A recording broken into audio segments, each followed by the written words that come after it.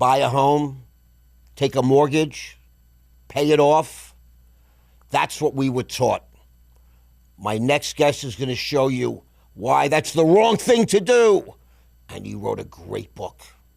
Stay tuned.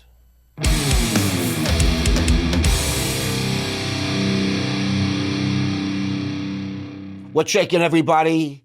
My name is Ross Mandel. I'm coming to you guys from Delray Beach, Florida. I'm sitting in Scott Woolley Studios.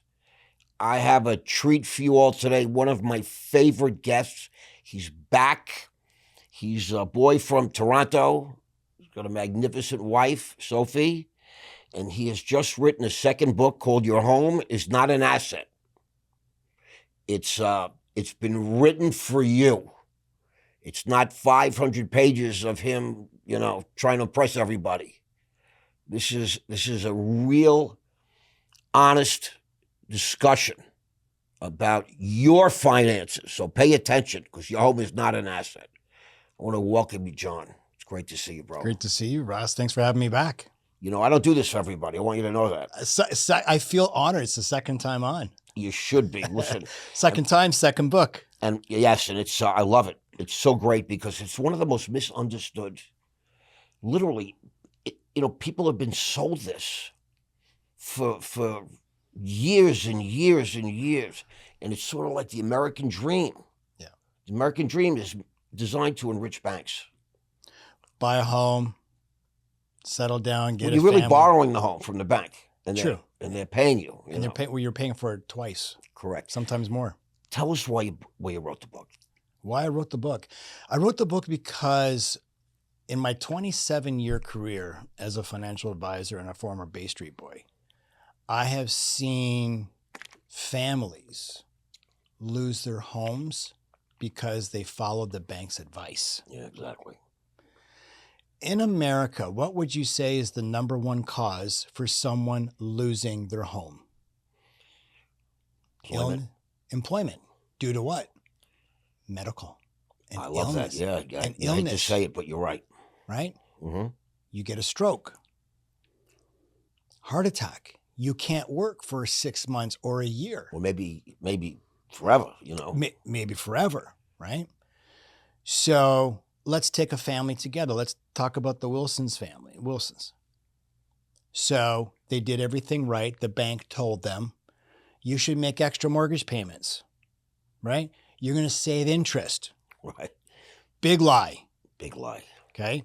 If you listen to Susie Orman, Dave Ramsey is pay that mortgage off as fast as you can. That is the dumbest thing you can do. I equate that to rushing to a whooping. That's something you just don't do. But you know what? It's repeated so often. Yeah. For so many years, it's just people accept it as a truth. Yeah. You know who came out not too long ago? A very well-known American named Grant Cardone. I know Grant. Yeah, well, yeah. And he says rent. Yeah. I rent. I'm renting. I own real estate. I understand. I own real estate that is being rented out and is a cash flowing asset. Correct. But I rent where I sleep. Me too. Okay. And I get it. And I advise people to do the same. And people look at me like, are you crazy? Well, then they say, well, you're paying off somebody else's mortgage. I always say, listen, do the math. Just do the math. I'm going to diverge here just for a second. I'm going to give you a real example. Okay. So in Canada, like Ontario, we live in just in the outskirts of Toronto, which is probably one of the most expensive besides Toronto. That's like saying downtown Brickell. Correct. Okay. Then you go to the outskirts, the further out you go, it becomes cheaper. So the home that Sophie and I live in, right now, if I was to purchase that home, it's about $2.3 million. It's only a 3,400 square foot home. I know, but it's location, and I get it. Location, right? Yep. So it's $2.3 million. Now, I cannot put 5 or 10% down like here in America. Anything over 1.5 million, I have to put at least 20% down. Well, I get it. So now I've got to put 20% down on a $2.3 million home. That's $460,000 that I've given up access, control, and use of. Right. So now I've got nearly $500,000 sitting in 4 walls, earning me how much? Nothing. It's costing you. Now I take on a $1.86 million mortgage. At right now, the rates in Canada, I can get it at 4.4%. Okay. My mortgage is going to be about $9,700 a month. Oh, $9,700 I get a it. month. I understand. Now I've got property taxes, I have maintenance, and I have insurance. If you add all those up, I'm over $11,000 a month to sleep. I rent the house for $4,200, and I don't have to worry about anything. Nothing. Nothing. Your money is liquid. I'm ahead by $7,000. Now someone says, okay, yeah, you're paying off someone's mortgage. Yes and no. Let's take a look at an amortization schedule. In the first 13 years, over 80% of your mortgage payment is going to what? Interest. You're paying off, right? It's interest. So someone might think, oh, I've only got a 4.4% mortgage. No. Doesn't matter. Your 82% of your payment is going toward interest. Correct. So what ends up happening is around the 14th, 15th year is when you actually start to get 50-50. How long do people actually stay in their homes for on average? About 13 years. I was going to say 13, 14 years. Right. So now just as they're starting to get to that break-even point where 50% of their more is principal and 50% interest, right. What do? They sell the home. They get lifestyle creep. They decide, hey, they're going to pay a capital gain. Okay, in America, yes. In Canada, no. Because in Canada, your principal residence is tax-free. Capital gains free. It should be like that here. I didn't know that. If it's your principal residence, there's no capital gains. So now I'm going to upgrade my home. So now I'm going to go into a bigger home. I'm going to take on a new mortgage. More interest. But what do? I want the lowest mortgage payment possible. So what do? I reset the amortization clock back to year one. And you're back to paying interest only. And you're back to paying the bank 82% interest. And people keep doing this over and over and over again. And what ends up happening is you actually never really own a home. So I equate that to standing in line at Starbucks for 20 minutes to get your morning Java. And just as you get to the front of the line, you jump out and you run back to the back of the line again. It's a good analogy. I hate to say it like that. That's the definition of insanity. Insanity. It's insanity. Now, if you're going to go to a new home and you're going to port the mortgage and you're going to keep the same amortization, okay, that's fine because you're going to pay this thing off in the remaining 15 years. Then you have the bank saying, well, you know what, or Susie Orman and Dave Ramsey, if you make one extra mortgage payment per year, you could shave 4 years off. Right. Okay, that might be true, but let's take a look at the interest you're actually saving. It's not the first 4 or 5 years. It's the last 4 or 5 years. Now, why would I want to save the last 4 or 5 years of interest where now 80% of my payment is going to principal and only 20% of my payment is going to interest? That's not the interest that I want to save. I want to save all the interest on the front end. But the way the mortgages are set up is who always win? The banks. Always.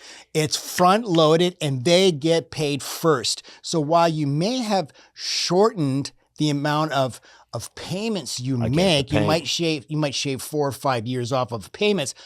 80% of that's principal anyway. So who gives a shit? You know, I get it. And it's just amazing because somebody that is not up to speed would sit in this chair and argue and say, what do you mean? I bought a house, it's going to go up in value. Like I'm making money. That's going to be the argument you have to address. Equity is an illusion. Explain that now.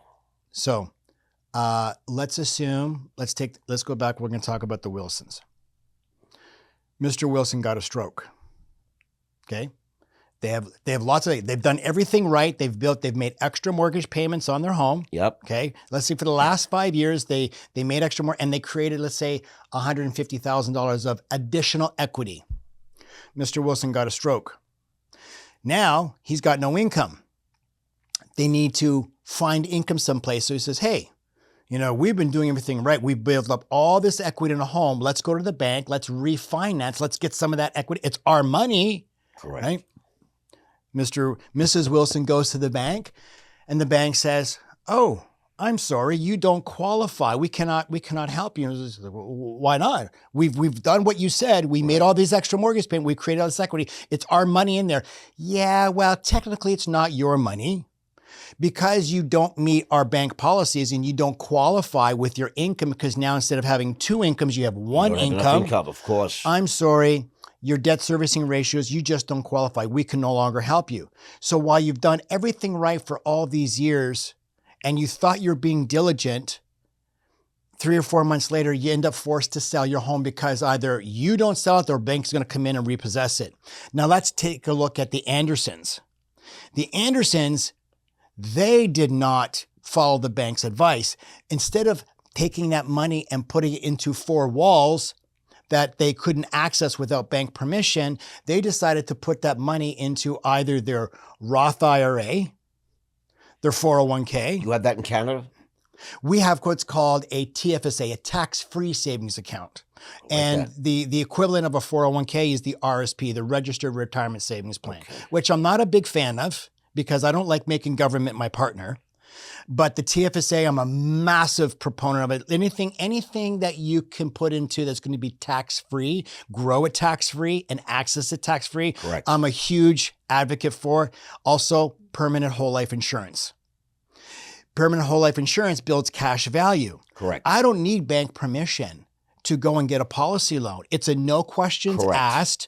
I can borrow up to 90% of the value of my cash without ever even having to pay it back. Because it's really your cash. It's your cash. But what ends up happening, let's say for a whole life insurance policy, you have your cash value, but when you want to access it, the bank says, hey, we've got another fund over here. We're going to let your money stay here and compound. We're not going to interrupt the compounding on it. Let's keep that going. But we're going to lend you our money, and we're going to lend it to you, say, prime plus a half a point, right?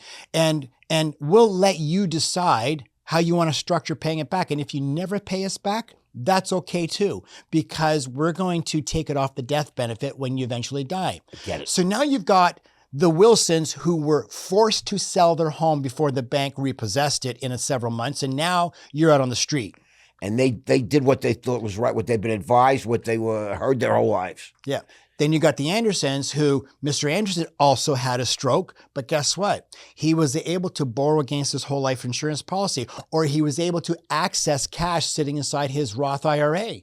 And he was able to make mortgage payments for the next 6 or 9 months until he was healthy enough to go back to work. Never lost their home. Same scenario, same medical illness, 2 different outcomes because of what they decided to do with their extra money. That's why you need to read this book, I'm going to tell you. That was beautifully. You delivered that beautifully. It's so clear and easy. I have a question. There's something now in America they call the reverse mortgage. Yeah, we have that too. Tell us about that. So a reverse mortgage is really, it's a great tool to use. Let's say, if you want to add some extra retirement income, but you don't want to leave your home. You've raised your family in your home for all these years. You've created some beautiful memories, and you don't want to incur the cost of having to pay, realtor 6% and finding another place. And again, you might be able to pay cash for something if you own it outright, but you don't want to leave your place. Right? So the reverse mortgage is fantastic, where if you're 55 or older and you have a lot of equity in your home, you can actually get a reverse mortgage. And what they'll do is, depending on your age, they'll start you maybe around 40, 45%. I think a reverse mortgage is very ideal for someone who's in their mid-60s. Let's say 65, right? Or close to 70 that says, I need some extra retirement, because you will get closer to about 60% of the loan to value. And a reverse mortgage is basically this. They will give you a line of credit for 60% of the value of your home. Now, you could access that line of credit at any time. You don't need to make any extra payments or any payments at all. However, the interest does accrue. Correct. Okay. When you pass away, bank gets paid first. Right. Anything that's left over goes to your family. Okay. Right. They get to sell the home, and that money will go to your family if you wish to have it directed to them. But the thing is that you get the income tax-free. Correct. Because you can't tax debt, and you get to stay in your home. Correct. So it's a good thing.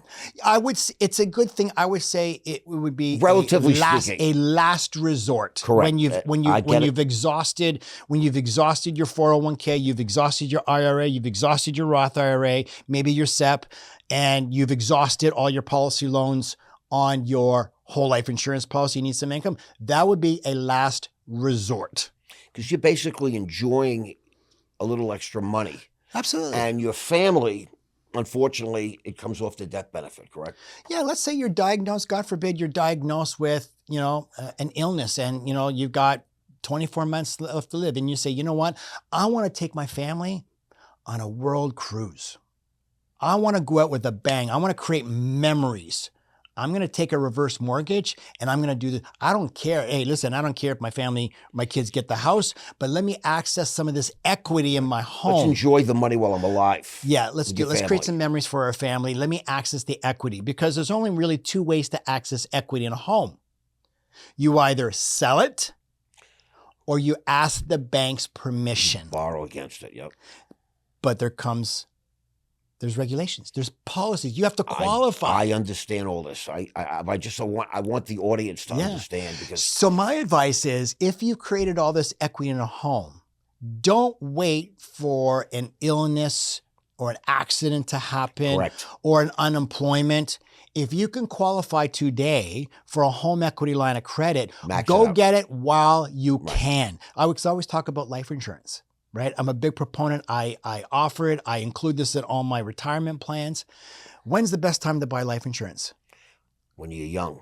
And you're healthy. And you don't need it. Yep. Right. When you don't need it. 100%. Right. When you're earning money. The insurance company is happily to underwrite you when you're healthy and you don't need it. Correct. So when's the best time to go get a HELOC? When you got lots of income and you can qualify for it. I always tell everyone, when you don't need it, that's when you take it. That's when the banks want to give you money, when you don't need it. Right. Because when you need it, everybody's like, And guess what? When you got a HELOC, you're not paying for it. If you're not using it, you're not paying for it. It's just there for your use. And let's go back to banks, right? Can they shut down your HELOC at any time? Absolutely. So if you go, let's say we went into another pandemic and you had this massive HELOC. They can call it right away. They could call it and they can close it. If you had a $500,000 line of credit, they can drop it down to $50,000. They could drop it down to nothing.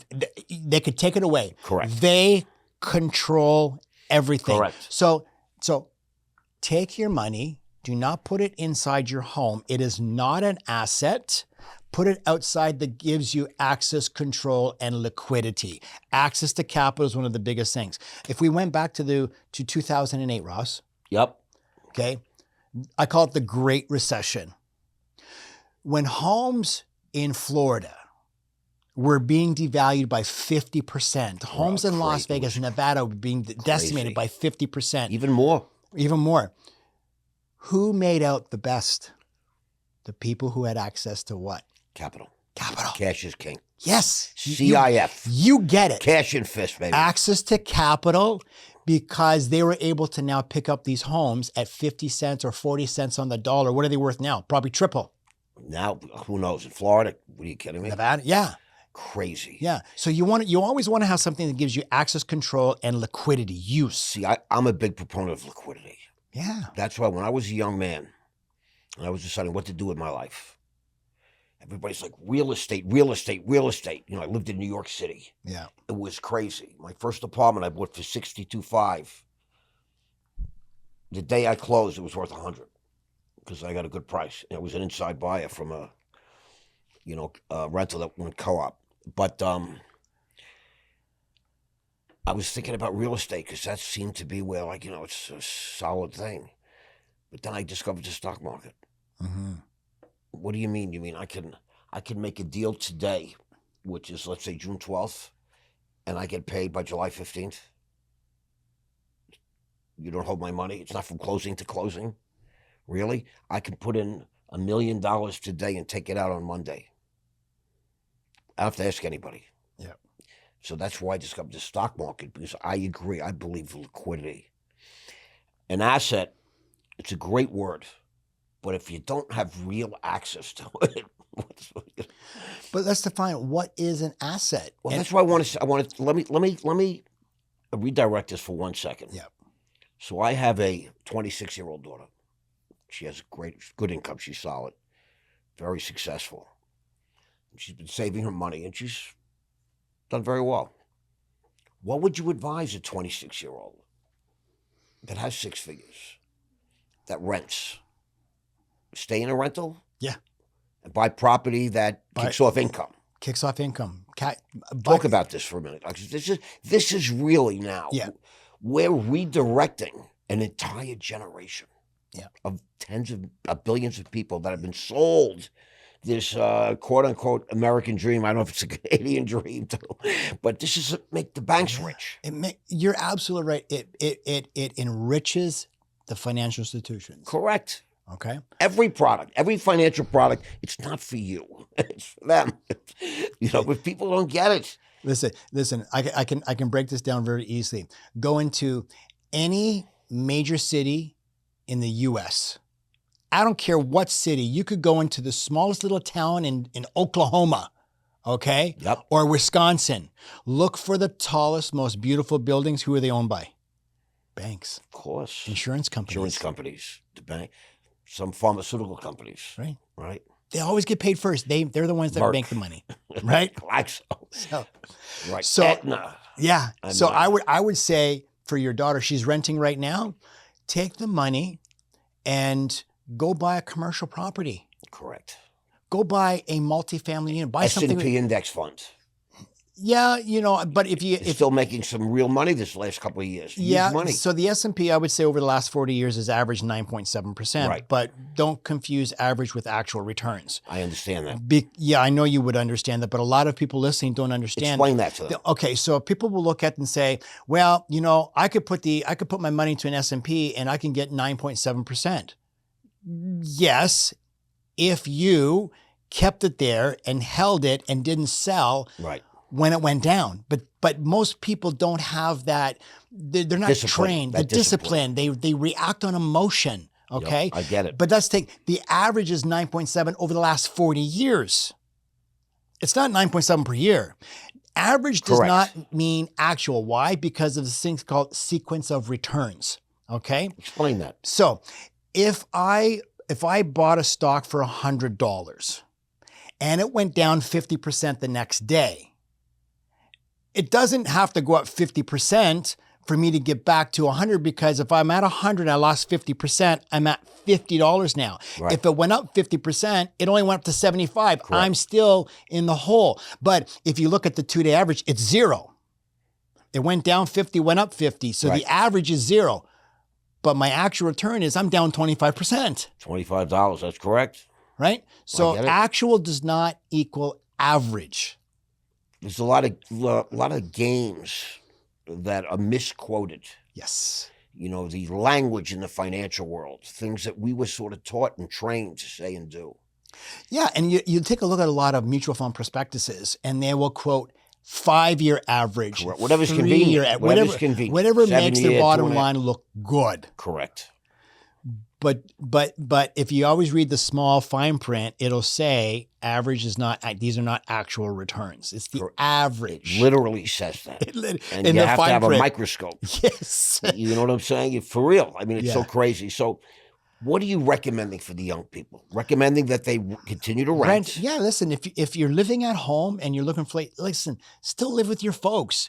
As long as you can. As long as you can. Yep. And take your money. Stop going to the clubs and buying bottles and getting VIP booths, because at the end of the day, the friends are they're not going to be there for you when you're down. Okay. 100%. They're there for you when you're up, and that can be there. And that money is consumed and gone forever. You can never get it back. Not only did you lose the money that bottle cost you, you lost the opportunity cost of what the money could have made you had you taken that money and put it into something like the S&P over the next 10, 20 years. So that's a great phrase that I've used and I had to learn. Opportunity cost. There's a cost to everything. Correct. But, people don't understand. So you put your money somewhere. Your return is your return, but you could have put it somewhere else. You lost an opportunity. Yeah. Especially if it's in an illiquid, quote unquote, asset. Right. I know people that buy cars and they try to explain to me it's a real asset. It's one of the worst depreciating worst assets you can find in your yes. life. Right. Buy a car, pay cash for it. Always buy a used car and run it to the ground. Dave Ramsey, pay cash for your car. No, don't pay cash for your car. Listen, if you got extra cash sitting around and you never buy a brand new car. Never buy, but you can lease. You can lease. Write it off. Yeah. So listen, I look for something that's 3 years old. Listen, last year I sold my Rolls and I bought a 2022 Lamborghini Urus. Why did I buy something that's already 3 or 4 years old? Because it's already lost 45 to 50% of the depreciation. It is literally lost. When you got in that car and drove off the lot, you lost. It still had the new car smell. 30%. It only had 16,000 kilometers, which is like 10,000 miles. The thing still had warranty. So you're driving a Lambo now. Yeah. Don't you find it uncomfortable? No. Especially compared to a Rolls, no? Okay, so the Rolls, people ask me, what's the difference? What did you like better? And I had a Rolls Wraith. That car is like driving on clouds. It's like driving your living room. It's beautiful. Oh, you're on a sofa. It's just, that's something you just want to, you sit back and you enjoy the ride. Okay? Correct. The Lambo is fun. I get it. There's 6 driving modes. I put my son in the seat. I'll put it in Corsa, which is track mode. I'll put it into manual, the paddle shifting. We get on the highway and within seconds, I'm at like 185. But you getting in and out of the car, you don't find it a little... No, because it's an SUV. Oh, you got an SUV. Yeah, I got the Lambo Urus. So the Urus is nice because you get the high performance, you get... a little comfort. The comfort. It's still an SUV. So I don't have to, it's not like sitting on the floor. Correct. I'm actually getting into something actually was probably a little bit higher than my Rolls. So it's actually very comfortable getting in. I get it now. You've got all the comfort, you've got the design, you have the performance still. This thing is 600. It's a rocket ship. 680 It's a rocket horse. ship. It's a rocket ship. But love it's incredible. I just, the days of me getting into those little sports cars. And then what getting out is another story. You know what I mean? I'm a little stiff in my... but buy something, look for something that's at least 3 years old. 100%. Because it's 100, and you buy quality. You buy quality. You buy it's already lost 45%. Everything in life. I'm looking at the watch you're wearing. I'm looking at your shoes. I'm looking at Sophie. I mean, I just want to say you look great. Thank you. You too. I'm you look working amazing on for it. 59. I've had to deal with a bunch of stuff, but you have the tan and this is Miami tan. You're coiffed beautifully. So you're spending some time in Miami now, huh? Yeah, we just came down. We had to get some things set up. We're looking to make a move down here. I'm opening up a private wealth management in Coral Gables and looking to One of the diverse most beautiful spots in the world. It's the home of the University of Miami. Yeah, we love it. I love it. It's clean. It's quiet. We feel at home already in Coral Gables. My wife loves it. We go for dinners. We just go for nice long walks. We just love it. It's not something that we do in Canada. It's always cold and there's nowhere to walk. It's dark. It's gloomy. Miami's like rocking. It's just like the energy is great. The Gables is a great place to go. You picked the right spot. I mean, you're very smart, apparently. Yeah, really. I was given some really good advice from a good friend, Todd Napola, who's actually, do you know Todd Napola? Love Todd. Todd's amazing. Todd's a very large commercial investor, and we had lunch the last time I was down. We were down in January, and I know we couldn't get together. You were just too busy. Next time. Too busy. But we got together for lunch with Todd. You know, the one thing that some really good advice that he gave me, he says, if you're going to open up a wealth management office, have a Coral Gables zip code. I 100%. Yeah. He's a very withered guy, Todd. Yeah. He was a stockbroker. Was he a stockbroker? He started his career. Yeah. I did a nice podcast with him. Great guy. He worked for people I knew. Yeah. I know I'm a little older than all you guys, but he worked. He got a bunch of commissions, and he bought his first commercial property at 28. I had him on my podcast too. Yeah, and he Great still story. owns it today. He does. Yeah. And I think he's married to one of the Real Housewives of Miami, who are sort of not married. They're married. Yeah, they bought a house together. Two beautiful daughters. Yeah, he's a real example of a guy that made good decisions financially. Yeah, and you know what? He bought a lot of commercial real estate, and he still owns it all today. Yep. And he made his money, and that's why I say, for your daughter and the young people that are listening, stop wasting your money on things that people don't give a shit about. Create your wealth in your future today by buying and owning some real estate. I love commercial real estate because I don't know about here in America, but in Canada, owning residential property and being a landlord to a residential person is a real fucking headache because I get it. we've got we call them professional renters. And what they do is they'll come in and they'll pay first and last of the month and then they stop. And you can't kick them out. And good luck, by the way. Right. Getting into court, good luck. You got to go to what's called the landlord tenant board, which takes 12 to 18 months. In the meantime, you still got a mortgage payment. Right. You're paying. You're paying. Yeah. And the bank will take you out. Yeah. If you don't pay, you lose your place. Why? Because some dickhead decided because they want to abuse the system. They're very clever, though. Oh, yeah, they are. Same thing here. Same thing here in America. But commercial real estate, they don't have 14 days. They don't have protections like that. Correct. If you don't pay your rent within 14 days, I could put chains on the door and everything inside becomes mine. Correct. But not residential. Not even residential. In America. Not in America. Good luck. Okay, same thing? It's very similar. Not 12 to 18 months, but it's a court process. Yeah. And I'll never forget when we had COVID, they suspended it all. Mm-hmm. So everybody just stopped paying rent. Literally, they stopped paying rent. Even though they probably could have. Of course they did, but no, they just said, stopped paying because they were told they didn't have to pay rent. Yeah. And the landlords got smoked. Commercial's different. Commercial, I would say put your money into commercial. Start off with, just like Todd Napola did. Right. He put all his money together and people told him, you're stupid, you're crazy. He made millions and the thing grows. Time, though. Listen, discipline. It's not overnight. Discipline. It's illiquid and... you're competing with property. It's not a big secret like it used to be. Grant Cardone, the same thing. He bought property that kicks off rent. And so essentially, you wrote a book and you sort of captioned it with this podcast, this strategy. Do not put your money in four walls with a bed, essentially. Essentially, again, let's do the math because where I am in Canada, our home, it makes sense for me to rent because I'm ahead by $7,000 a month. Correct. Now, I could have taken, if I'm not buying that property, I've got $460,000 that I can, and I just said don't buy residential because it's a problem. But if you have the right renters, I could take that $460,000 and I can divide it up into three and go purchase 3 condos. Correct.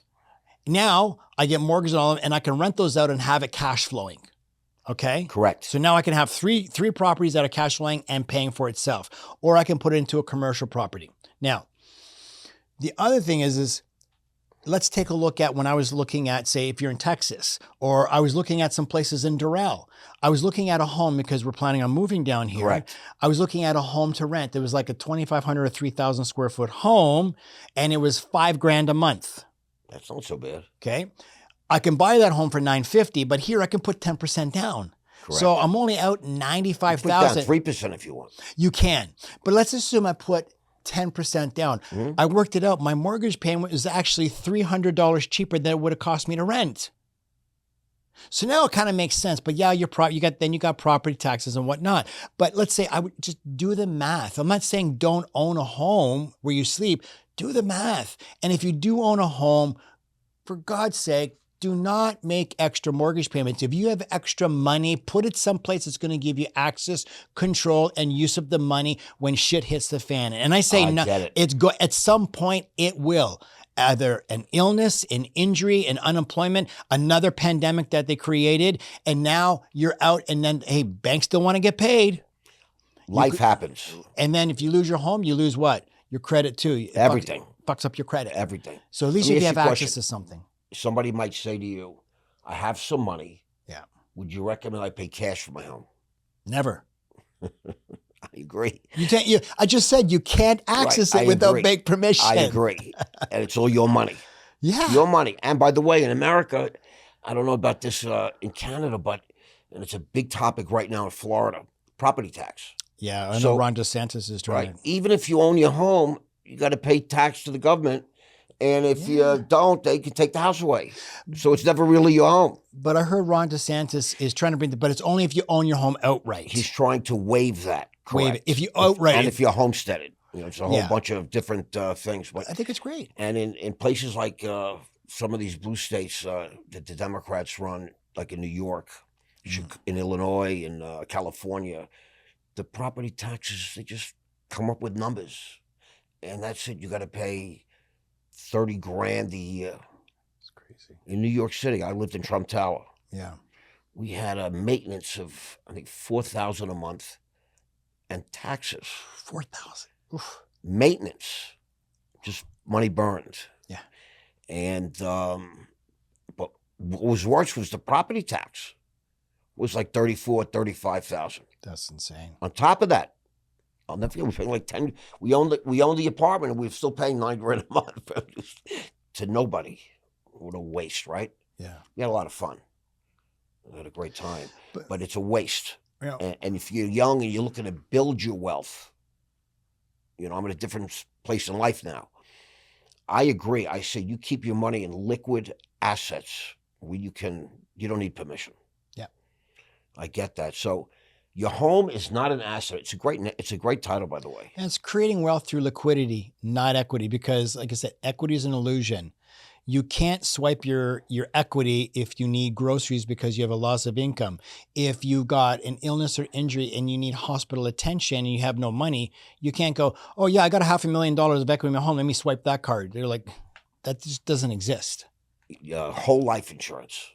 Whole life insurance is fantastic. You know why whole life insurance is? Because it's also got a living benefit too. Correct. Because if you were diagnosed with, God forbid, a terminal illness, you can actually access critical care, It's a new thing in America. It's a new thing. You can actually, it's not in Canada. You can't we didn't have that. When I was a younger guy and I was making every month, like $5 grand a month for the whole life and building real net worth. But they didn't have this living benefit thing. Now I understand you can access it if you get sick. You can access it if you need an operation, you get hit by a car, something happens. Yeah. Yeah. And if any Dave Ramsey fans are listening to your show, they go, oh, no. Dave says, don't buy whole life insurance. It's a scam. Buy term, invest the difference. Okay. Well, term gives you one benefit. It's called death. And term, the way I look at term insurance is called if you die insurance. Right. Now, we all know that death is guaranteed. True? Well, Father Time is undefeated to my knowledge. Well, you look pretty good though, bro. I don't know. Death is a guaranteed event. We just don't know when. We just don't know. We just know at some point it will happen. So why would you want to buy if you die insurance? I want to own when you die insurance. I love that. When you die insurance is permanent whole life because it's guaranteed. And you're taking a guaranteed event and you're going to match it up with a guaranteed contract. I love it. Do you know a guy, have you come across a guy named Jarek Tadler? I have not. Polish. He was here. He's a billionaire.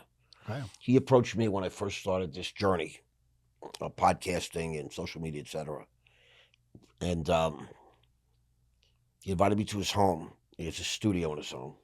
Smart guy, writes off his magnificent home. He's on 3 lots on the Intercoastal. Wow. Floor-to-ceiling glass.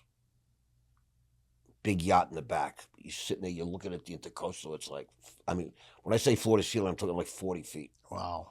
Big home. And he is a billionaire. You can Google him and it's confirmed that he came here. So I had him in my studio not too long ago. And he comes from Poland with a family, no money. He's a dishwasher, he's a waiter, he's a busboy. And it's a long story, but he's told about a place, Denver, Colorado, where they have triplexes, and you can buy them and you rent them out. It's like 3 floors and townhouses. And he saved his money. He was scraping and scrimping, and he got the down payment, and he finagled some things, and he got the mortgage, and he had his first property. And today he has a multi-billion-dollar portfolio. Amazing. That kicks off income. And he lives below his means. This is another big, live below your means is another great little caption. I have a woman that booked a call with me to go over some things. And it's $300, book a call. She had me on for an hour and a half. And she was out in California. And the first thing she said, My husband and I live below. I have 6 kids, 3 dogs, chickens, this whole thing. But she goes, I live below my means, and I'm in a neighborhood that's not bougie. It's not the Maguires are not moving in there, but she owns property that she rents out, has income, lives basically rent free, but is accumulating liquid assets, and discovered me on social media, and I was so impressed because she specifically said, they came here from Russia. We live below our means.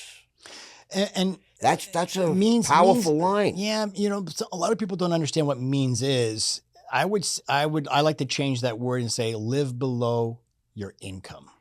Correct. Because my means is very different from someone else's, but my income might be the same as yours, right? Right. Well, our ages, we're talking mostly, I think, to younger people. Yeah, you live below your income, and I have a motto. It's an acronym. It's called 50 30 20. Let's discuss that. So 50 30 20 is, if you learn how to live off 80% of what you earn, and you take the 20% and you invest this, and you do this consistently every time you get paid, you'll never go broke. But you have to do it first. Yeah, exactly. You got to pay yourself the 20. So 50, 30, 20, start with the 20 first. The moment you get money, take 20%, move it into a separate account. I do this with every time I get a check. And never touch it. Never touch it. And when you build up so much, invest it, put it into something, but never touch it. Move it right out. I have a separate account that I take 20% and it goes in there so I can't see it. Now I've got 80% left, and that's what I live off. 50% of that should be your fixed expenses. When I talk fixed expenses, 50% of the 80%. Yes. Okay. Is your fixed expenses. That is your minimum credit card payments, minimum payments on lines of credit. This is your utility bills, your phone bill, your monthly rent, or your monthly mortgage. That's 50%. The other 30%, I like to say, is lifestyle. And if you have credit card debt, if you want to make additional, because let's see, minimum payments is not going to get your cards paid off. All you're doing is you're making the bank wealthy. You're just delaying, really. You're just delaying. Yeah. It's going to take you, they say, you get your credit card statement. If you continue to make your minimum payments, it's going to take you 22 years and 7 months to pay it off. Meantime, you paid off 6 times in interest. So of that, literally, by the way, you're not exaggerating. Yeah, literally. So of that remaining 30% of the 80 that you're going to live off of, that's where you take and you make extra payments onto, not the mortgage, into your credit card, reducing the debt. Paying down real debt. And this is where I actually kind of agree with Dave Ramsey when he talks about, the snowball effect. Right? Start with the smallest one first. Get rid of that. And then go to the next largest one and the next largest one. And you create the snowball effect. And then you actually get excited because you're watching these debts go away. There's the other way you could do it too is target and say, look at what is the highest credit card that I have. I have one at 22% and I got one at 18%. Well, let me target that one first. Both will work. I kind of like the snowball effect because you kind of get excited. It's like it becomes a game. You're exactly right. It becomes a game. I got rid of that one and now you're motivated. Now whatever minimum payment you were taking there, take that minimum payment along with extra and move it to the next credit card and get rid of it. And then if you're going to use a card, try to pay cash. If you're trying to get out of credit card debt, pay cash. Use your debit card, pay cash. And if you can't pay cash, don't buy it. Consumerism is the worst killer. Live below your income. Below your income. Yep. Yeah, pay cash for it. Yeah, it can't really be income necessarily because some people have inherited money and, money that was... Yeah, I wouldn't say that's income, though. I wouldn't say that's income. That's more of a gift. That's what they call means, though. They say live below your means. Yeah. Like I might have a certain income, but I have means. Yeah, so I would say 80% and but pay yourself first. 20% right off the top. And if you now, can't... Does that go into the whole life policy or that's separate from that even? That could go into your IRA, your Roth IRA. I don't recommend whole life. Whole life is not for everybody. I would even recommend... Why not? Well, because it's very expensive. It's really expensive. Someone making $40,000 a year should never be buying a whole life policy. It's too expensive. That's where I say buy term. Well, why is it too expensive? Well, because listen, you have to understand how insurance policies work, right? So if you want the maximum amount of death benefit, but you only want to pay a very, very cheap price, that's term. So I could buy $1 million policy at 35 and say pay $70 a month. But I'm basically what I'm doing is I'm going to the insurance carrier and I'm saying, hey, I'm 35, I'm really healthy. I'm going to make you a bet that I'm going to die within 10 years. And the insurance company goes to the actuaries and they look at the mortality tables they go, well, based on the last 200,000 that we've insured at 35, the chances are 0.0001%. They know exactly. And they go, yeah, we'll take that bet. Right. So now they're going to issue $1 million policy and you're going to pay them $70 a month. But what happens after 10 years? That thing's going to come to renew. And then it renews and it renews. It becomes more expensive. If you have a whole life, the money's not just all wasted. Term is just poof. Correct. It's gone. Correct. So I think term is the biggest scam. You know what? It has its place. I remember when they first offered whole life. Yeah. I'm an old dog boy, and this came in, and I was like, "Wow, this is wild." Yeah, term has its place. You know where I'm an advocate for term? Tell me. Is you're a young executive or you're young. And you're making 50 grand a year. You just got married. You had your first child. Go buy term. Buy 20 years. Buy 20 years of income replacement. That's what it is. It's income replacement. That says, if I were to pass away, if I didn't make it home tomorrow, I'm replacing 20 years of my income. My baby have. That's cheap. That's $1 million. You're making 50 grand a year. I'm buying 20 years of income replacement. That's $1 million policy. I can buy that for $70 a month. Do it. Right. You can afford that even if you're making 50 grand. Sure you can. Right. Right? But where I think people should start to look at whole life is you're making six figures. Okay? Make six figures. And that's where you start to investigate. And it's a combination. It's like your investment portfolio. Yeah, but life insurance is not an investment. It is But whole life. Whole life is not an investment, but it can be treated as a bond replacement. Well, you're putting money in, let's say, mutual funds, index funds, tax-free, gross tax-free. It grows tax-free. You get to access it tax-free. If you discipline, you don't touch it. Yeah, but if you're going to buy a term policy, and my suggestion is as your income goes up, maybe slowly convert some of that term into permanent life insurance. If you got $1 million policy, maybe each year, slowly convert 100,000 into permanent. See, my policy, I started putting money in, and I put extra money in. Right? You're overfunding it. Overfunded it, and then the market started to do well. I was in growth funds. And so you in IUL? Because whole life doesn't participate in markets. So if you have growth funds, you got an IUL. Correct. And I forget what they called it, but I didn't have to make payments because it was self-funding. The investments were performing working. But it doesn't always work that way. If the funds go the other way, advise people exactly. You could cost. Everybody thinks the stock market just goes up. Well, guess what? That was your analysis of the average of 9.4%. We've had many down years in the past. Of course, yeah. I've lived through crashes and all this kind of thing. Yeah, but you know the one thing that never loses, whole life insurance. Never. In 200 years, it's never had a down year. It's always paid a dividend every single year in 200 years since it's been Which is the best company? Which do you recommend? Because people have choices, right? Yeah, you know what? I'm not real familiar yet on U.S. companies, but Mass Mutual is big. Penn Mutual is very good. Yep. Liberty. Now, if you're Canadian, what do you recommend? I mean, in Canada, it's separate. So I have access to all of them. I would say my top three are Sun Life, Equitable Life, and Manulife. Those are my top three.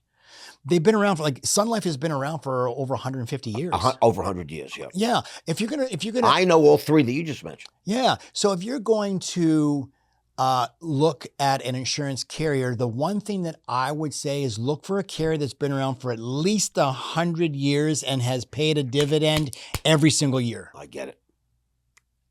Quality. That's what I'm pitching now. Only high quality. Yeah. Don't look at a carrier and go, oh yeah, but this carrier is paying me a 6.5 dividend, but the one that you recommend is 6. No, let me go with the 6.5. But they've only been around for 20 or 30 years and they don't have a history. Look at the quality over quantity. Safety. Yeah. Preservation of capital. Absolutely. All right, let's talk about your new life. Yeah. You leaving Toronto? Is that fair to say? Yeah, we're leaving. You don't get this kind of tan in Toronto. I'm just going to say it's freaking. That's how we rented a convertible down here, so it's the only time we get to drive a convertible. No, but it's just it's beautiful. You got to avoid. At some point, you start avoiding the sun. Up in New York, I always had a convertible Mercedes 2-seater. That was like my thing. Yeah. And so when I came down and bought a house about 25 years ago now, I right away bought a convertible. And I never took the top down because it's too hot. Most of the time, it's like you feel like you're baking. Yeah. It's great. Really, it's something else, right? I had Yeah. this beautiful 600 SL convertible, and I'm like, But I had a convertible Bentley GTC, and we had that for like a year, and I could probably great car. It's a great car, but I could probably count on both hands the amount of times the actual roof came down because Canada's just so damn fucking cold and gloomy. It's like cold. No, it's cold. It's freezing. It doesn't matter how much money you have. Can I tell you something? I'm going back home and I'm looking at next week. There are temperatures next week. I got some golf matches, and it's only like 66. And we're in the middle of June. I'm like, that's a heat wave in Canada. This is bullshit. But that's a heat wave up by you, 66. Yeah. Well, yesterday it was like 84 degrees yesterday. But going forward, I don't know. It's just like 19, 18, rain, gloomy, and it's like cold. It's like, fuck, I don't even want to be there anymore. That's why I moved here. I mean, I said, what the hell? I used to race. They gotta stop spraying the skies. Well, that's a whole nother thing. But I want tell us about the Maguires in Coral Gables. What can we look forward to now? What's happening? Maguire Private Wealth Management. That's the name? That's the name. Okay, family name. Yeah, family name is going to be Private Wealth. I'm going to be focusing on. Have you identified a spot to take an office yet or not yet? Yeah, right off Miracle Mile and Galliano. I love it. It's right next to Galliano Cigar Bar, which went with my wife. Every time we come down, it's like the first we get off the plane. Let's go to the cigar lounge. Do you eat at Hillstones at all? Hillstones? Yeah, not very often. I've closed a lot of deals there, just so you know. That was my spot for. What's it called? Hillstones. Hillstones. It's called Houston's around the rest of Florida. Okay. Houston's, it's a solid place. You always get a good meal, and it's you can count on that. You can count on the service. It's run well. There was some sort of lawsuit, and they had to change the name from Houston's to Hillstones. Okay. Only on Miracle Mile, only in Coral Gables. Okay. There's a great happy hour, and I used to, meet my guys there. I'd come from Boca, and I've closed about 9 to 10 real deals there. I'm talking about serious. I had lunch with the mayor of Miami there. That sort of a thing. You'll always run into some people, actors, actresses, successful people. It's a spot. I'm giving you my spot. Okay. But it's been a minute since I've done it, but I was there not too long ago, and I got to tell you, it's still great. Coral Gables is amazing. So you're going to open up an office. Yeah. And you're going to show up. Oh yeah, as soon as I get my E2 visa, I get my SSN number, and then I'll be getting my life license here, and I'll be getting my Series 65, and I'm going to create an RIA. You got to go through a lot of different things. Yeah, well, it's okay. It's nothing. No. RIA, that's the Investment Act. You're going to be regulated under the Investment Act of 1940. Yeah. I've always avoided that. Yeah. That was always my license. I had to avoid that. But it's great. This is a great thing. I mean, I'm excited. I'm excited to build something big here. When can we expect the office? I'm going to pop into the office with you. We plan on being down here like October. So. And how is the immigration situation now? So I'm getting an E2 visa. It's an investor visa. What does that mean? Are they charging you money like? So yeah, so I'm investing $75,000 US. Okay. Okay. So I've got my accounts opened up. I'm going to move the money down, and then I have to invest that money. I have to show where that money go, like prepaid office space, prepaid marketing for my business, my lawyer fees. Wow. I had a business plan. So once you've actually satisfied that, then you can go to the embassy. Who do you have to show it to? The U.S. Embassy. in Toronto. Really? Yeah. So So my it's business. it's a thing. It's a big process. Yeah. So my business plan is already done. It's like 38 pages. And it's got forecast, the next 5-year forecast. So I plan on having 50 advisors working in my office by the end of 5 years. 50 advisors. So you're doing a big thing. This I'm is gonna, not, yeah, I I thought want it to was train a small thing. No, You're talking about serious. I'm gonna build a large firm. I want to teach people. I want to train people the correct way in giving financial advice. I love it. Creating legacy, not just money for people. Legacy, I think, is more important. Everybody can create money. Not everybody can create legacy. I get that. Right? There's a great podcast that you should go on. It's called A Day in Miami. Okay. It's in Coral Gables. If you can connect me out of These guys like run the whole city. I'm not exaggerating. They literally like run the whole city. It's one of the biggest podcasts there is. Okay. I'll connect you with those guys. Just remind me because I'm so jammed up right now. That's okay. But it's fantastic for you. Yeah. And they know everybody and they can pull strings and they can do things. I mean, it's really, these are, I think they're Cuban. Okay. And they built a really, really nice life for themselves. Yeah. It was, when I first started the podcasting thing, they reached out to me and they wanted $25,000 to get on their show. For me to get on their show. And they said, I don't pay. I said, but I'm not going to charge you. And they're like, so my team went back to them and sent a sort of a highlight reel on me. And they were like, wow, we'd love to have him on. The original Wolf of Wall Street. Right. We're only going to ask for 10,000. I swear to God, this is the truth. I swear to you, I'm not exaggerating. We're only going to ask for 10,000. So my team said, what do you want to do? I said, give me the number. So I called them. And 15 or 20 minutes later, I was invited in. And I went down there and we had a great time. And then after we were done, there was an event that they were invited to cover. It was the opening of a big restaurant. And the mayor, the police commissioner was there. I mean, like, it was like a big to-do. And they were like VIPs and they made me the VIP. So now that's how I met the mayor and all these different things. This is Ross Mandel, you're the big guy, whatever. And it was a fantastic day. And so I have a very close friend who is in the sports management business. And he created a league to rival sort of like the UFC a little bit. It's called Dirty Boxing. He took all the things that he loves about MMA, the UFC, all the things he loves, and got rid of all the things they don't like, with two guys wrestling on the ground and all that kind of stuff. So it's brutal, and it's very active. There's no boring moments. Every fight's like...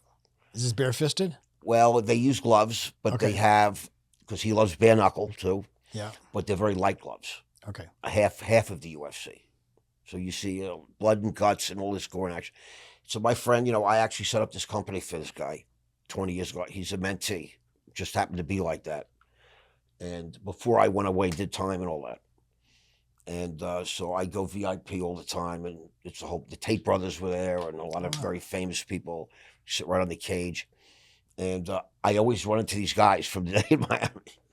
And it was a very successful podcast to keep trying to invite me back. Amazing. For round 2, and I'll get there eventually. Yeah, we become like sort of friendly. Amazing, and it's a great spot. It's a great life. It's a great life. You guys are gonna have a blast. Oh, we're looking forward to it. Definitely, absolutely. So, McGuire Financial Advisors. Yeah, McGuire Private Wealth. Famous author. Yeah, you can get it on Amazon, Amazon.com. Where do we find you and everything? John.w.mcguire on Instagram and hold on, John.w. McGuire. Dots there. Okay. Yeah. Very officious. Yeah. On TikTok is the same thing. LinkedIn is John McGuire. And my YouTube, I have a podcast too. You were yes, a very great guest on my podcast. I think that's how we met, actually. That's how we met, you being a guest on my podcast. Love it. It's Wealth You going to Easy. continue podcasting? Oh, absolutely. You're bringing that to America? Yeah. Absolutely. Yeah. I'll have to come down. I'd love to have you on the show. It'd be my privilege. You're privilege. Great. Amazing. Very excited. Your home is not an asset. This is John W. McGuire. There's a couple of dots in there. Yeah. You can find him on social media. I follow all his accounts, so you should follow him. And you should look at this book. I mean, listen, don't buy into all the nonsense that we've been sold. over the course of our lives. Don't make the banks any richer than they are. This is about making yourself rich, building your own wealth. Yeah. Thank you so much. $14.99 on Amazon. He's practically giving this away. Yeah. And Kindle, you can pick it up for $2.99 on well, Kindle. you have like the ebook, right? All of that. Yeah, the ebook is on Was it Kindle. your voice? Did you the audiobook? I didn't do an audio yet. Audio is coming. Yeah, the audiobook. A lot of people today, everything is audio. Yeah, I love listening to audio, especially when I'm training or driving. I like to listen to an audiobook. You know how good an audiobook sounds when you're driving a Rolls Royce or a Lamborghini? Do you guys have any idea? It sounds pretty good. It sounds like millions. Yes. Thank you so much for coming in. Thank you, Ross, for having me. Appreciate it. My privilege. Yeah, awesome. See you soon. I love what you're doing. And we'll see you soon. Absolutely.